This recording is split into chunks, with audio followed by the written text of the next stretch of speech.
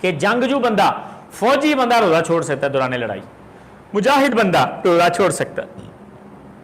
مسافر بھی چھوڑ سکتا ہے، مجاہد بھی چھوڑ سکتا ہے دوران لڑائی۔ اور اس مسئلے میں امام ترمذی یہ روایت لے کے آئے کہ حدثنا قتیبہ قال حدثنا ابن لہیہ عن یزید بن ابی حبیب عن معمر بن ابی حیۃ عن ابن المسیب، اب ابن مسیب کہتے ہیں انہ سألہ عن الصوم فی السفر، انہوں نے سوال کیا سفر کے اندر روزہ رکھنے کے بارے میں، تو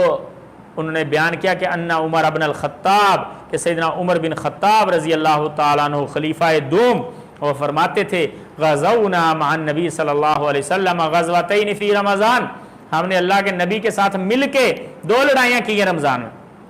اللہ کے نبی کی امامت میں، اللہ کے نبی کی معیت میں ہم نے 2 جنگیں لڑی ہیں رمضان کے اندر، ایک جنگ بدر اور دوسری